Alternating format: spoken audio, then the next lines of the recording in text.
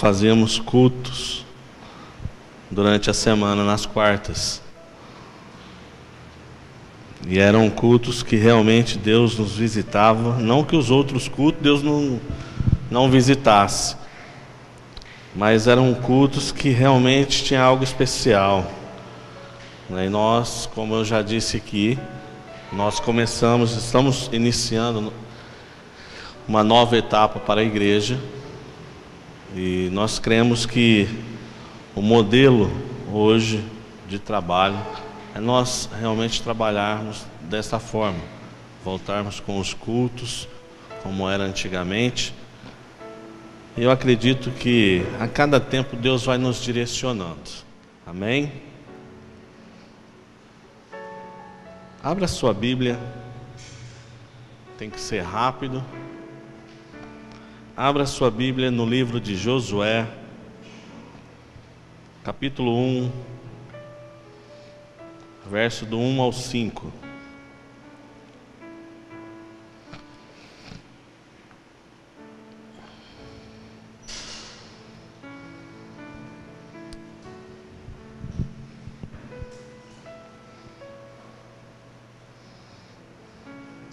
Bem, vamos acompanhar aqui.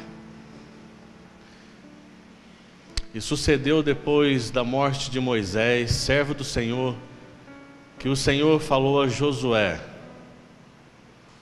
filho de Num, servo de Moisés, dizendo: Moisés, meu servo, é morto. Levanta-te, pois, agora e passa esse Jordão, tu e todo este povo, para a terra que eu dou aos filhos de Israel. Todo lugar que pisar a planta do vosso pé, vô-lo tenho dado, como disse a Moisés, desde o deserto do Líbano até o grande rio, o rio Eufrates, toda a terra dos heteus e até o grande mar, para o poente do sol, será o vosso termo. Ninguém te poderá resistir. Repita isso: ninguém te poderá resistir. Amém, guarde isso. Todos os dias da sua vida, como fui com Moisés, assim serei contigo. Não te deixarei, nem te desampararei. Agora, abra comigo também Josué capítulo 3. Josué capítulo 3, verso 1.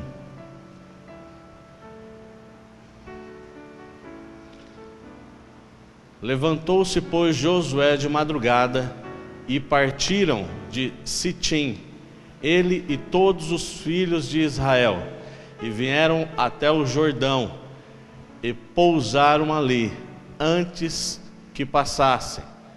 Verso 2. E sucedeu ao fim de 3 dias que os oficiais passaram pelo meio do arraial e ordenaram ao povo, dizendo: quando virdes a arca da aliança do Senhor vosso Deus, e que os sacerdotes levitas a levam, partireis vós também do vosso lugar e seguireis. Agora Josué capítulo 4, verso 15.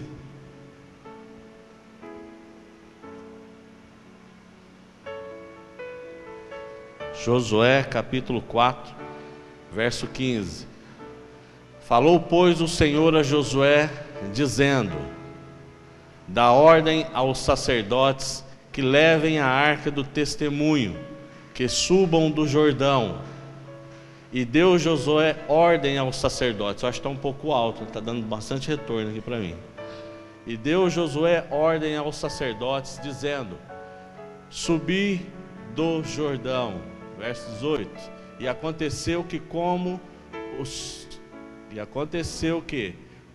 sacerdotes que levavam a arca da aliança do Senhor subiram do meio do Jordão, e as plantas dos pés dos sacerdotes se puseram em seco, as águas do Jordão se tornaram ao seu lugar, e corriam como antes, sobre todas as suas. Algumas traduções está barranco ou beira, ribanceiras. Verso 19: Subiu, pois, o povo do Jordão no dia 10 do mês primeiro, e alojaram-se, em outras traduções, acamparam-se em Gilgal. Diga Gilgal. Gilgal, do lado oriental de Jericó. Verso 20: E as 12 pedras que tinham tomado do Jordão, levantou-as Josué em Gilgal. Só até aí. Feche seus olhos por um minuto, por favor. Pai, nós te damos graça pela tua palavra, Senhor, pela liberdade de estarmos aqui e podermos desfrutar, ó Deus, da tua palavra. Nós sabemos que ela é luz, que ela é lâmpada para os nossos pés. Deus, que teu Espírito Santo tenha liberdade de operar esta noite em nossas vidas. Venha ministrar, venha alinhar as nossas vidas, ó Deus, segundo a tua vontade, segundo os princípios do teu reino, ó Pai. Eu te agradeço por cada vida, cada homem, cada mulher, ó Deus, que aqui está, cada família, ó Pai, que o Senhor trouxe até aqui, ó Pai. Que nós possamos sair dessas portas, não da mesma forma como entramos, mas que nós possamos sair pelo poder da tua palavra, que ela possa realmente nos curar, que ela possa ser, ó Deus, um referencial para as nossas vidas. Guarde os nossos pés, Senhor, para que eles não vacilem, não saiam dos teus caminhos e nos leve ao pecado, Pai. Essa é a minha oração, em nome de Jesus. Usa a minha vida, em nome de Jesus. Amém, igreja? Deus, Ele deu uma promessa a Moisés, que Ele levaria Israel, tiraria Israel da vergonha que Israel estava vivendo. Israel passou 400 anos, 430 anos, grande parte desse tempo como escravos no Egito, e a vergonha sobre aquela nação era muito grande. E Deus então tira aquela nação, Israel, do Egito e leva aquela nação a uma promessa, a conquistar uma promessa. E Deus disse a Moisés: Moisés, você vai ser abençoado, eu vou te abençoar, você vai ser uma nação forte, essa nação ela vai conquistar. E vocês sabem da história. Para nós ganharmos tempo, eu acredito que a maioria aqui saiba da história. Moisés foi até o Egito, resgatou o povo, e eles entraram então em uma jornada no deserto. Creio que Deus não tinha preparado o deserto para Israel, mas eles adentraram ao deserto e começou então uma jornada. E nós sabemos que próximo, muito próximo de Israel conquistar a promessa que Deus tinha dado a eles, Moisés morre. Moisés, que estava à frente daquele povo, que estava conduzindo aquele povo, ele morre. E é levantado então Josué. E interessante que a mesma promessa que Deus deu a Moisés, Ele deu a Josué. E Ele disse: olha, vocês serão bênção. Aonde vocês colocarem a planta dos pés de vocês, vocês serão abençoados. Vocês conquistarão. E aonde vocês forem, eu estarei com vocês. E eles então chegaram próximo. Eles estavam numa região chamada Sitim, e tinha o rio Jordão. E eles saem de Sitim. Deus fala com Josué: Josué, vá, se prepare o povo. E eles saíram então e foram para Sitim. Saíram de Sitim e acamparam durante 3 dias próximo ao rio Jordão. E era só passar o rio. Quem se lembra que eu falei disso daqui acho que 2 semanas atrás, eu falei a respeito disso. E Josué, então, pede para que os oficiais avisassem todo mundo, na hora que a Arca da Aliança, que era a presença do Senhor, passar por meio do arraial, no meio das tribos, olha, vocês se levantem e acompanhem a arca. E assim foi. Então, Deus, de uma maneira fantástica, abre o Jordão, e o Jordão estava naquela fase em que estava transbordando água para todos os lados. Mas quando os sacerdotes pegaram a arca e começaram a andar em rumo do rio, as águas começaram a se dividir, como Deus tinha feito com os antepassados daquela geração. E as águas se abriram, e eles passaram, e Deus dá uma ordem para Josué: olha, catem pedras, peçam para que cada homem de cada tribo, representante de cada tribo, pegue uma pedra e leve até o outro lado do Jordão. E Josué fez isso, ele ordenou, e os homens foram lá e cataram 12 pedras, representando as 12 tribos. E Josué também fez isso, ele vai lá e cata 12 pedras e leva com ele até o outro lado do Jordão. E ali, depois que todo mundo passou a seco, eles recebem uma nova ordem de Deus: olha, acampem em Gilgal. Peça para que os sacerdotes saiam do meio do leito do rio. E eles saíram com a arca do Senhor. E no momento em que eles saíram, as águas voltam ao seu curso normal e torna toda aquela região ser alagada por as águas. Foi um milagre, não é verdade? Deus operou um milagre a favor de Israel. E eu acredito que Deus hoje opera milagres a nosso favor. Amém? Eu acredito que o fato de muitos estarem aqui já é um milagre, não é? Olha, se eu contar a minha vida, pastor, é milagre. Isso é milagre. Isso é sustento de Deus, não é verdade?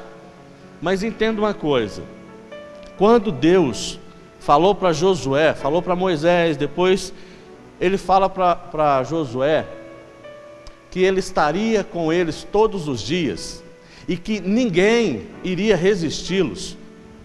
Isso me chama atenção. É óbvio que Deus, sendo conhecedor de todas as coisas, Deus sabia que Josué e Moisés, eles passariam por lutas e tribulações. Vocês concordam comigo? Porque senão Deus não teria falado isso. Não, vocês saem do Egito e o negócio vai ser tranquilo. Ó, vocês pegam essa estrada aqui, vocês vão sair lá em tal lugar, vocês viram ali, naquele primeiro e segundo semáforo, vocês viram à esquerda, vocês chegam lá em Canaã de boa. Não é verdade? Seria mais ou menos assim. Mas não. Nós sabemos muito bem que cada pedaço daquela promessa de Deus, cada pedaço da terra de Canaã foi conquistado. Era o melhor da terra, era o melhor que Deus tinha separado para o seu povo, para Israel. E Deus então, sabendo das dificuldades que eles iam passar, falou assim: meu filho, eu tenho que estar com você. E é engraçado que nós vemos quando Deus fala assim: olha, você vá, Moisés, eu mandarei alguém com você, você vá com o povo. O quê? Moisés, ele se impôs. Falei: o que, Senhor? Eu não vou, de jeito, se o Senhor não for conosco, eu não vou. E muitas vezes nós não entendemos isso. Nós achamos que nós podemos ir, e depois que nós tomamos decisões e fazemos, Deus, vem cá, corre aqui. Não é verdade?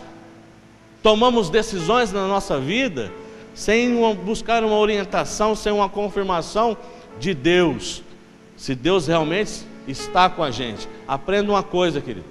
Aprenda isso, que isso seja um princípio para a sua e para a minha vida.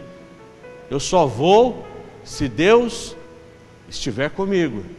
Pai, eu preciso muito tomar uma decisão. Eu preciso muito resolver isso. É agora. Faça alguma coisa. Aprenda a ouvir a voz de Deus. Aprenda a esperar, queridos. Aprenda a esperar. Nós nunca vamos perder esperando Deus agir a nosso favor. Nunca. Nunca. Então nós sabemos que Israel passou toda aquelas lutas, guerras, durante o período do deserto. E ainda o que eles passaram no deserto era pouco, perto do que eles ainda iriam passar para conquistar a sua promessa. Aprenda uma coisa: toda promessa de Deus tem um preço. Toda promessa de Deus, ela é conquistada. Nós temos que conquistar as promessas que Deus tem para as nossas vidas. Amém? Então eles saíram e atravessaram o Jordão. E Deus falou assim: olha, fiquem em Gilgal. Fiquem em Gilgal. Gilgal, a Bíblia não relata se tinha, mas tudo indica que não tinha nenhuma nação que era dona daquele pedaço, daquela faixa de terra. Era próximo ao rio, mas eles estavam ali acampados. Todo Israel. Passaram 40 anos no deserto, atravessaram o rio e chegaram ali em Gilgal. E ficaram ali. Sabe o que me chama a atenção? Quando Deus fala que estaria com ele, sabendo que eles iam passar lutas e tribulações, guerras, Deus sabia que Israel tinha que ser preparado para receber sua bênção. E nós temos que entender isso. Isso é um princípio para as nossas vidas. Nós, todos nós, temos que ser preparados por Deus para recebermos as nossas bênçãos. Quem aqui acredita que Deus tem bênção para a sua vida? Amém? Deus tem. Eu tenho certeza disso, que Deus tem bênção para as nossas vidas. Agora, eu tenho que ter a certeza de que eu tenho que ser preparado para receber as bênçãos de Deus, o que Deus tem reservado para a minha vida. Se eu não estiver preparado, eu posso transformar a bênção em maldição na minha vida. Concordam com isso? Eu posso estragar o negócio. Aquilo que era bênção, aquilo que era para fazer eu prosperar, para fazer eu conquistar, crescer, eu posso atrofiar, eu posso retroceder, eu posso mirrar. Eu aprendo uma coisa na palavra de Deus: quando eu começo a ler a palavra de Deus, de Gênesis a Apocalipse, eu entendo que nós estamos diante de uma guerra. Todos nós, assim como Israel, nós estamos numa guerra, numa batalha. Você consegue entender isso? Estamos. Abra lá em Colossenses, rapidamente, Felipe, coloca lá, Colossenses 1, a carta que Paulo escreve, Colossenses 1, verso 13. Vamos ver se é isso mesmo. Paulo, ele deixa bem claro isso, que nós estamos numa guerra. Olha só o que Paulo fala: o qual, de quem ele está falando? Jesus, no qual nos tirou das potestades, ou em outras traduções, dos domínios, do qual nos tirou da potestade das trevas e nos transportou. Olha o que Paulo está falando: nos transportou para o reino do Filho do seu amor. Verso 14: em quem temos a redenção pelo seu sangue, a saber, a remissão dos pecados. Verso 15: o qual é a imagem de Deus, ou do Deus invisível, primogênito de toda a criação. Olha que coisa interessante. Você entende que Deus tirou você de uma situação de vergonha, de humilhação? Pastor, eu não bebia, eu era uma pessoa boa, eu nunca bebi, eu nunca fumei, eu nunca aprontei nada. Mas entenda uma coisa: espiritualmente nós estávamos em uma situação de vergonha, de desonra. E a Bíblia diz que não fomos nós que escolhemos a Deus, foi Deus que nos escolheu. Então Deus, através da obra da cruz, a obra de redenção da cruz, Deus nos tirou da posição de vergonha. Olha só, onde que Israel estava? Em uma posição de vergonha, de humilhação. Não era escravo, sendo humilhado. aquela nação estava sendo um trapo de imundícia, um referencial de vergonha. Então Deus nos tirou do reino das trevas e nos transportou através da obra da cruz para o reino do seu Filho amado. Ou seja, você acha que aonde você estava, nas trevas, aonde você estava, que era o diabo, o mundo, você andava, nós andávamos segundo o curso do mundo, segundo o que o mundo estabelecia para nós. Aonde quem rege este mundo, nós sabemos que é Satanás e seus anjos. Você acha que Deus te tirou de lá? E Satanás falou: oh, meu Deus do céu, o Senhor tirou esse menino de mim. Oh, vai com Deus, fica com Deus então. Você acha que Satanás, essa é a posição de Satanás? Não. Satanás luta e vai lutar pela sua vida. Ele fará de tudo para trazer vergonha para a sua vida, desonra para o seu lar. Esse é o projeto de Satanás, macular a criação de Deus. Nós somos o que? Gênesis diz que nós somos o que? A imagem e semelhança. Oh, mas Deus é barrigudinho assim igual o Senhor? Não, tem nada a ver. Aqui, quando Gênesis fala que Deus nos fez a sua imagem e semelhança, é espiritualmente. Espiritualmente. E o trabalho de Satanás é trazer vergonha, mácula na nossa vida. Então eu entendo, queridos, que nós, na nossa caminhada, no dia que eu aceitei a Jesus como Senhor e Salvador da minha vida, eu passei a fazer parte do exército de Cristo, saí da vergonha, da humilhação. Estou aqui caminhando com Cristo, lutando para viver uma vida de santidade. Mas eu também sei, e não posso baixar a guarda jamais, que existe Satanás e 1/3 do céu que foi caído, lançado à terra, que trabalha contra a minha vida. Tudo que eu venha fazer para honrar e engrandecer o nome de Deus, essa força vai agir contra a minha vida. Só que assim como Deus falou para Moisés, como Deus reafirmou a Josué: eu estarei contigo. Repita, ninguém me resistirá. Amém? Tome posse disso, queridos. Tome posse disso. Abra comigo lá em Josué, verso 18. Rapidamente. Josué 18, verso 1. Olha o que a Bíblia diz. O livro de Josué, já há alguns dias eu tenho pregado em cima desse livro, porque é um livro que trata de muitas riquezas, promessas e agir de Deus, que nós temos que tomar posse de cada uma delas. Desculpe, deixa eu só confirmar. Josué 11. Josué 11.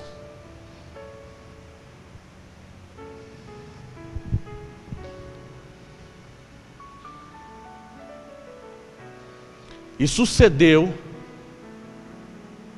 depois disso que, ouvindo Jabim, rei de Azor, enviou mensageiros a Jobabe, rei de Madom, e ao rei de Sinrom. Parece que nós estamos no Japão, né? Meu Deus. E ao rei de Aquisaf, verso 2.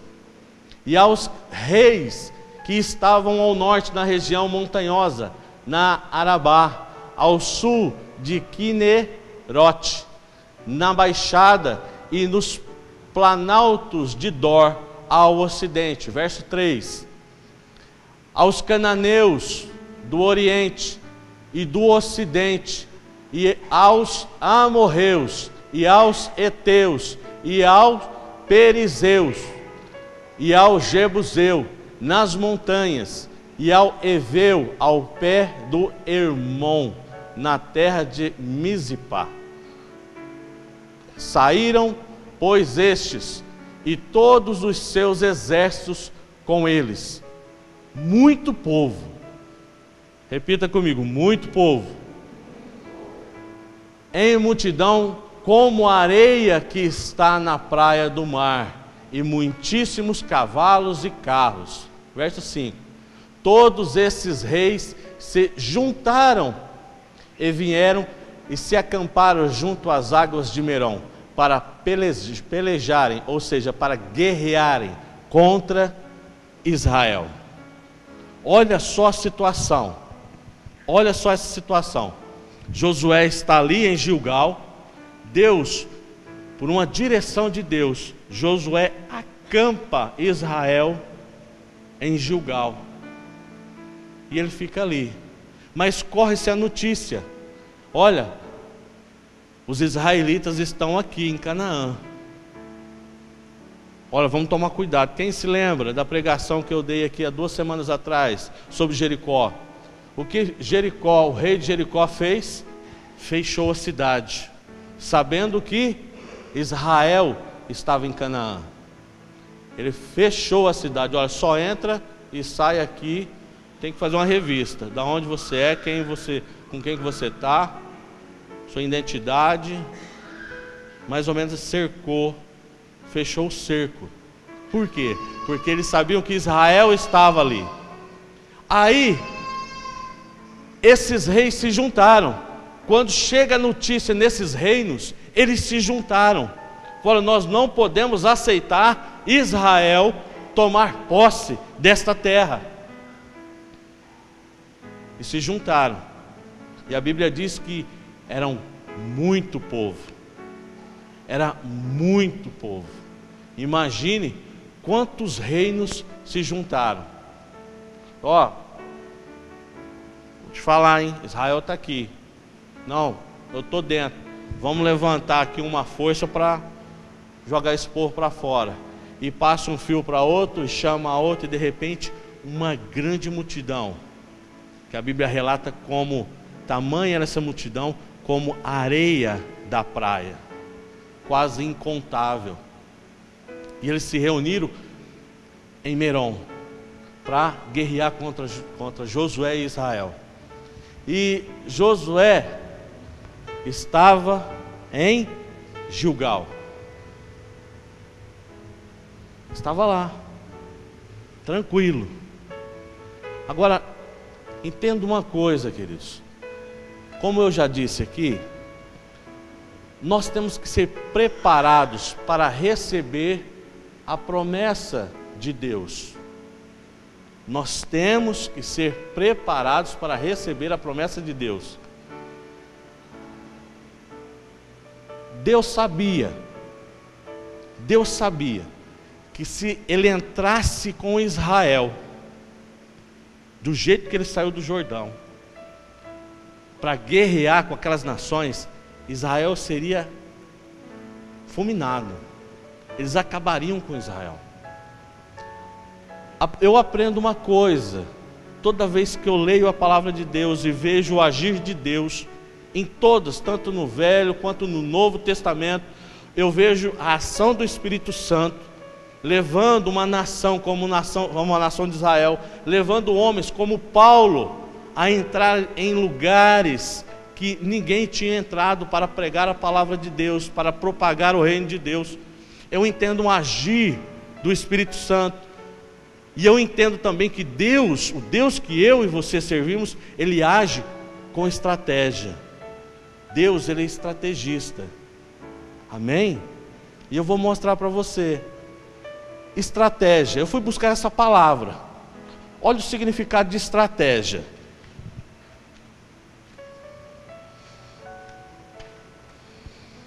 Estratégia.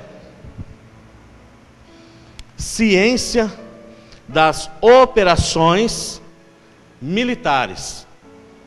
Essa é uma das definições. Estratégia, ciência das operações militares. Outra definição: combinação engenhosa para conseguirem um objetivo. Estratégia é combinação engenhosa para conseguir ou conseguirem um objetivo. Por que que Deus deu a direção para Josué, logo que sai do Jordão, se estabelecer em Gilgal? Agora aqui vem a essência. Repita comigo: Gilgal significa círculo. Deus manteve Israel unido, compacto, dentro daquele limite de terra, com um objetivo: preparar Israel. Israel, ele tinha que tirar da sua mente o Egito. Israel, ele tinha que passar por uma renovação de vida. Como Paulo disse, nós passamos por uma renovação de vida.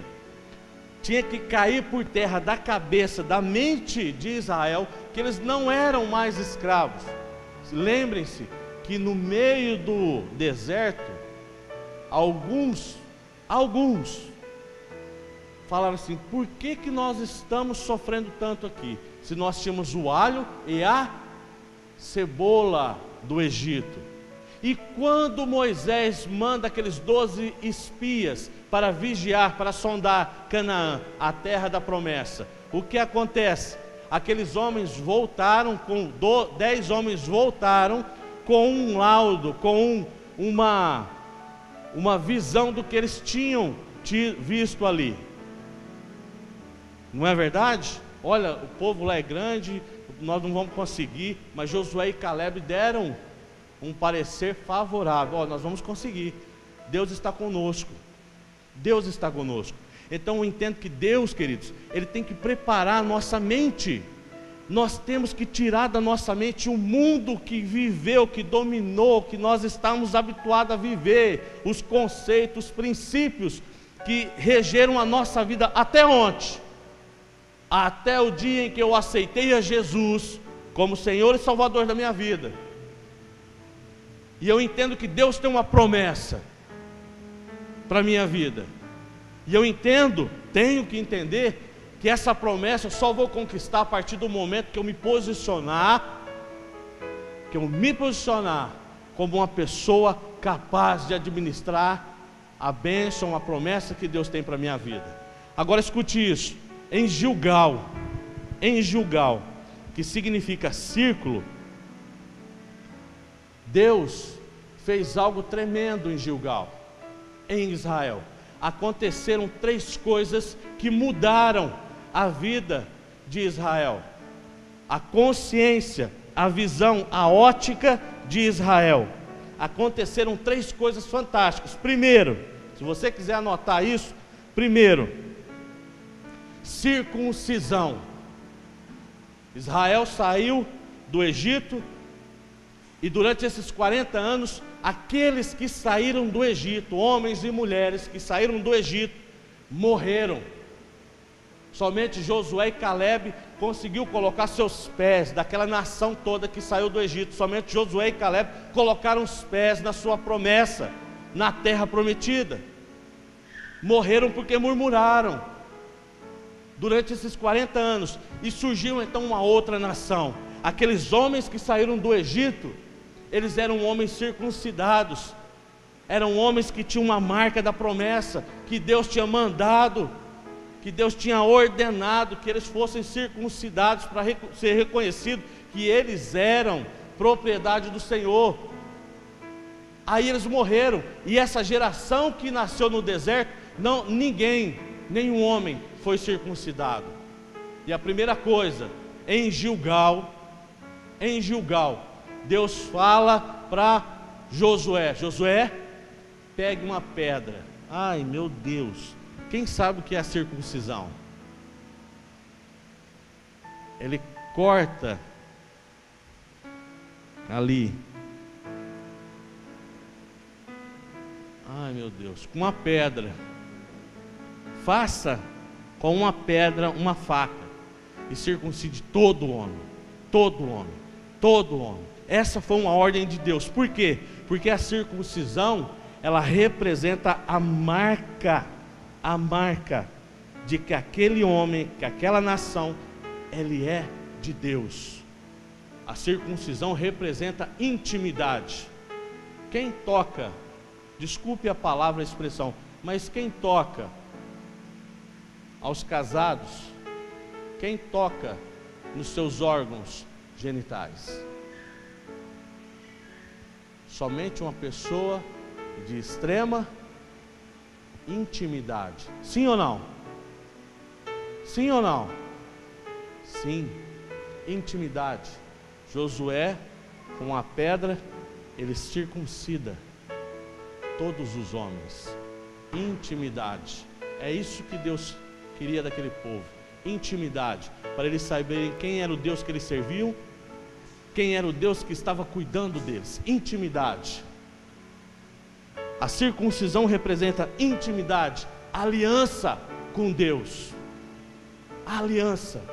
Então a primeira coisa que aconteceu, a circuncisão trouxe para a mente daquele povo: nós temos uma aliança com Deus de Moisés e com Deus de Josué.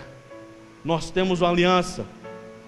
Nós somos íntimos desse Deus. Lembre-se, quando Israel saiu do Egito e Deus falou para Moisés: Moisés, eu vou falar com o povo. O que aconteceu?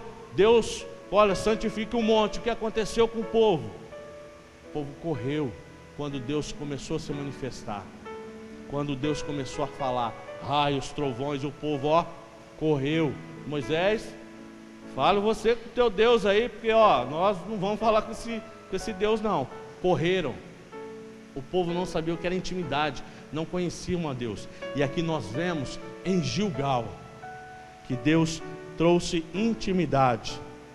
Segunda coisa que acontece em Gilgal.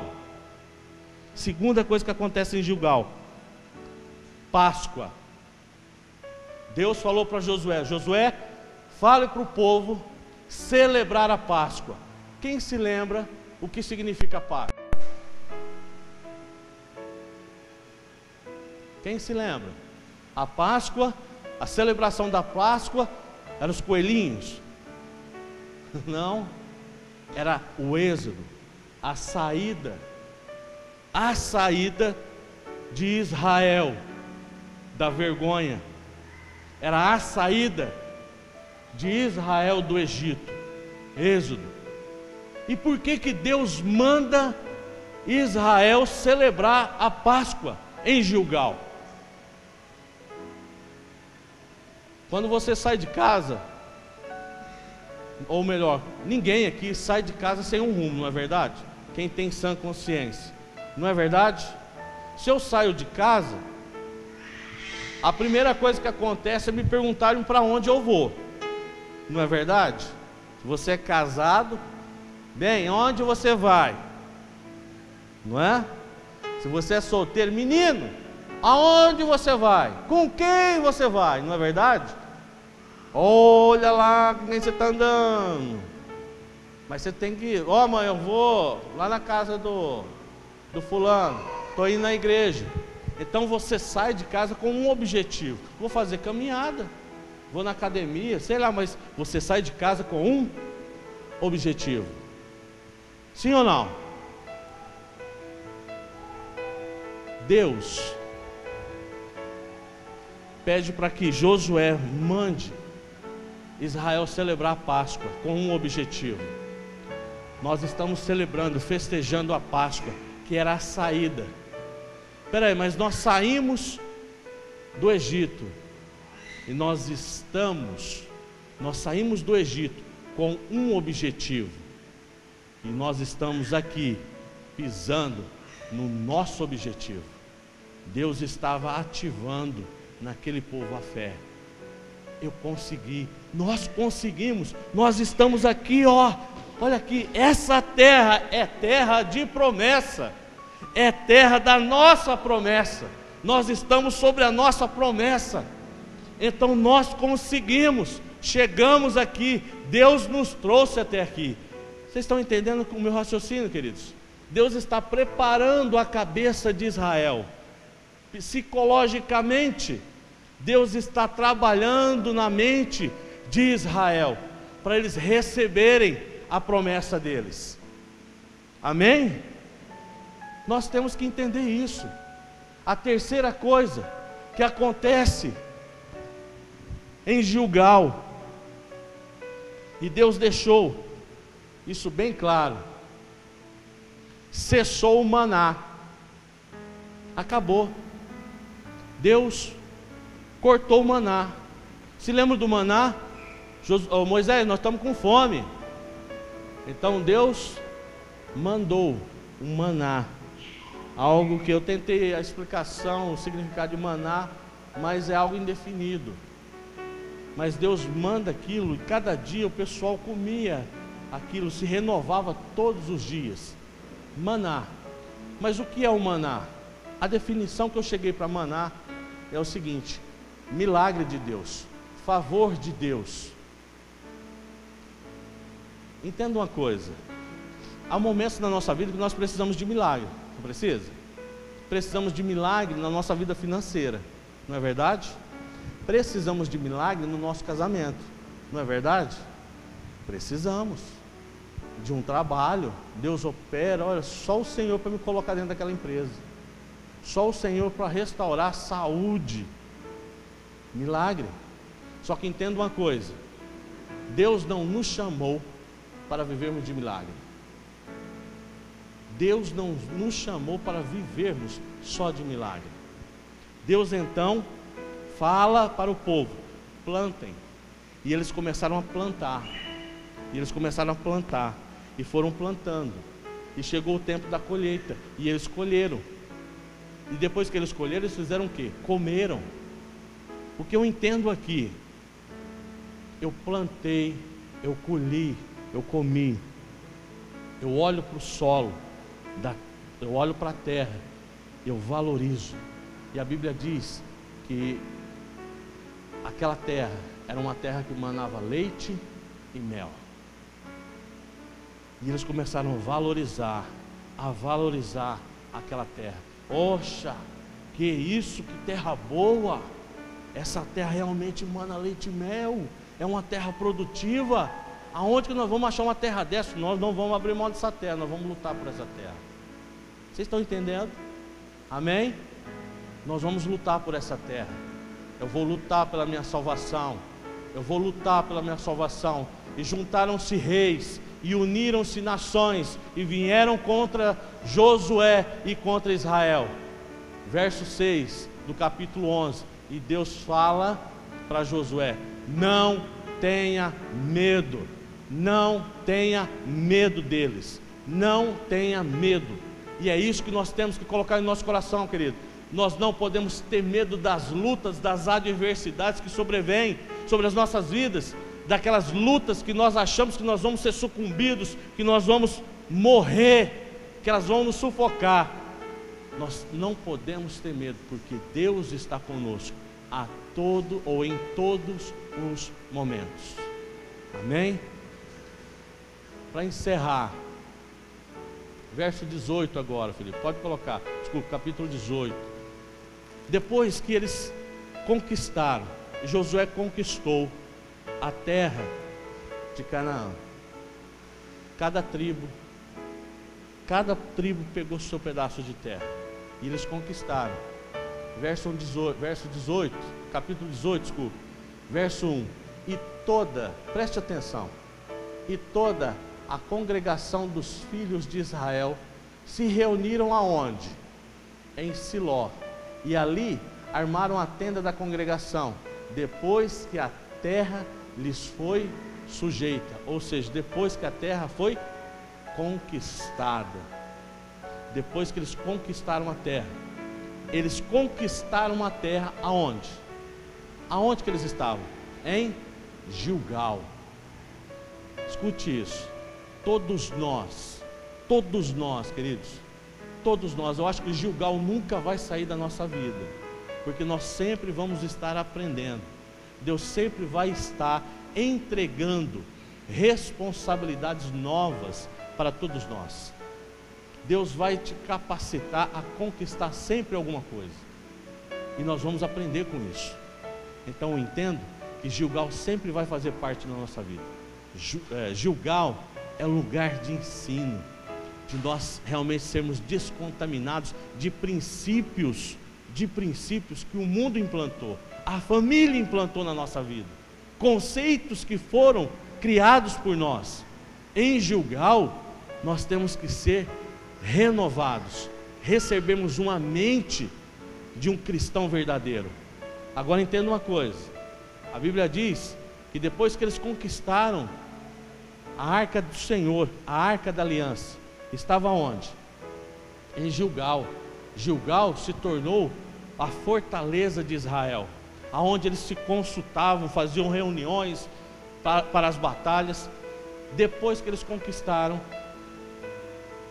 a arca, ou a presença de Deus, foi tirada de Gilgal e foi levada para Siló.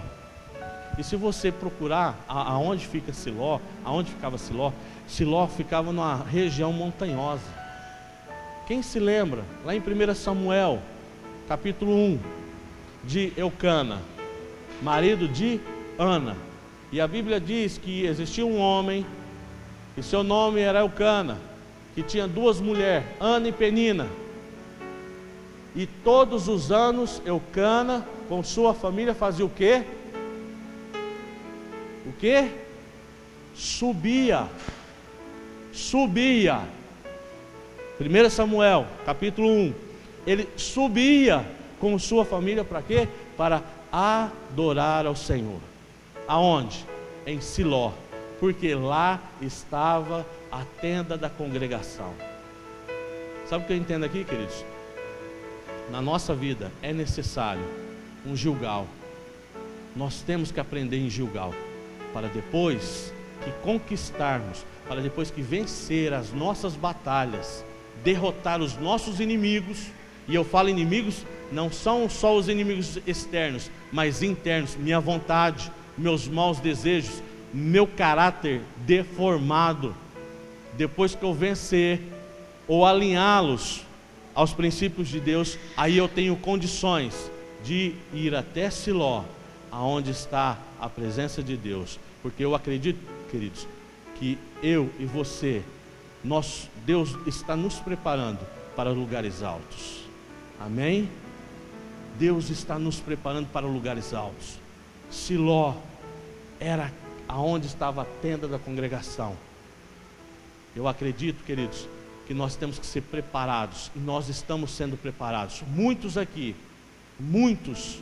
quando aceitam a Cristo, entendem isso, rompem, conquistam, avançam, deixam para trás os embaraços, deixam para trás suas vontades. A velha criatura, aquela roupagem velha é tirada, e a pessoa começa então a viver uma novidade de vida. Uma novidade de vida. É o que Deus nos chama. Deus, eu tenho certeza que Deus tem promessa para a sua vida. Eu já tenho falado isso daqui há muito tempo. Mas saiba de uma coisa, queridos, nós temos que aprender. A nossa mente tem que ser preparada para receber as bênçãos de Deus. Seja quem for, eu não estou se limitando a ministério. Eu estou falando da nossa casa. Eu estou falando dos conceitos da nossa casa. Eu estou falando do conceito da criação de filho, conceitos do nosso relacionamento conjugal, conceitos ministeriais, que hoje ministros acham que são alguma coisa, e não são, porque se tirar a graça de Deus, o favor de Deus, da vida desses homens, das nossas vidas, da minha vida, eu não sou nada, não sobra nada, só barro. Esses conceitos têm que cair por terra, e nós temos que aprender isso. E isso é ensinado em Gilgal. Amém? Entenda isso, guarde isso no seu coração, Deus. É momento da igreja crescer. É momento da noiva se levantar. Eu tenho ministrado isso há um tempo. É um tempo de nós deixarmos de sermos crianças, infantis. É tempo de nós amadurecermos.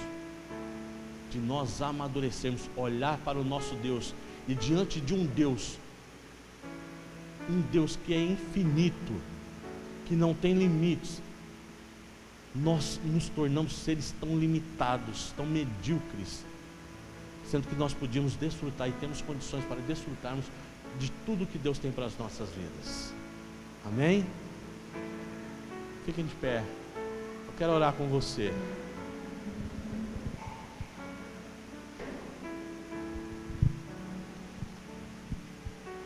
A Bíblia nos mostra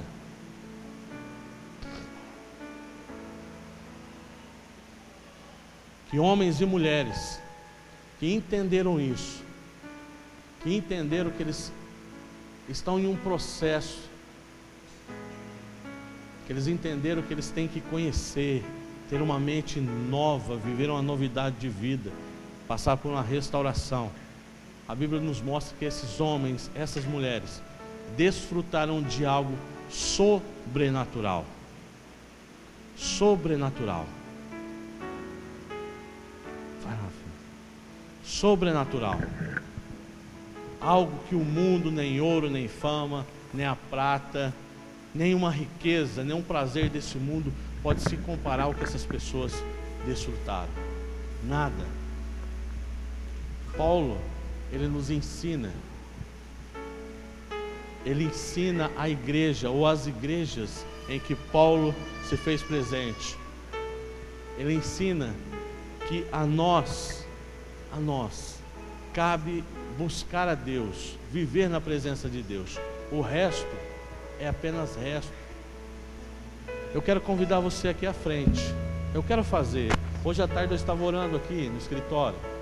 Eu falei: Deus, eu sei que eu tenho tanta coisa, Pai, mas eu tenho tanta coisa para ser restaurado na minha vida. Conceitos que o mundo, mágoa, sentimentos errados chegaram, criaram morada aqui. Isso não serve para a minha nova vida. Eu tenho que me despir dessas coisas velhas.